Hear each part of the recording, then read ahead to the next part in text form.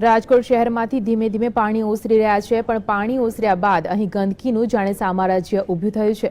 શહેરના મોટાભાગના રસ્તાઓ પર ગંદકી છે, પરંતુ એક પણ અધિકારી દ્વારા શહેરની મુલાકાત લેવામાં આવી નથી તેવા આક્ષેપો સ્થાનિકો દ્વારા કરવામાં આવી રહ્યા છે।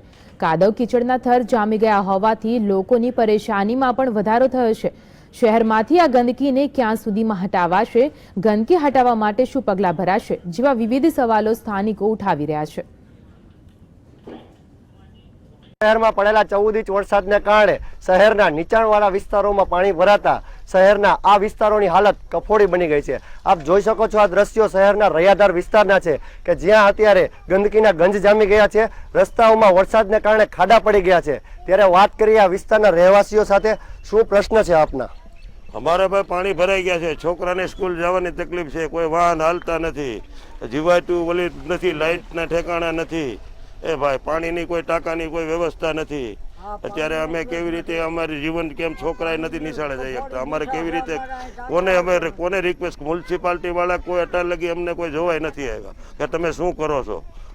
અત્યારે ભારે વરસાદ પડી ગયો છે, 14 ઇંચ જેટલો। આ વિસ્તારની હાલત શું છે? ગંદકી કેટલી છે આ વિસ્તારમાં? ગંદકી ખૂબ છે સાહેબ અહીંયા, અને બીજું કે અહીંયા શું છે કે રોડ રસ્તાની વ્યવસ્થા નથી, સ્ટ્રીટ લાઇટ તો નથી, રોડ રસ્તાની વ્યવસ્થા, રોડમાં ખાડા પડી ગયા છે।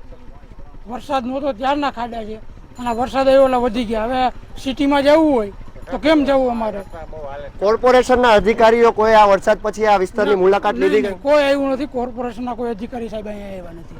આ વિસ્તારવાસીઓનું કહેવું છે કે કોર્પોરેશનના કોઈ પણ અધિકારીઓએ આ વિસ્તારમાં રસ જ લીધો નથી। તો શું કરી રહ્યું છે કોર્પોરેશન તંત્ર, એ રાજકોટ શહેર મહાનગરપાલિકા ઉપર મોટો સવાલ છે। ઋષિ દવે, GSTV ન્યૂઝ,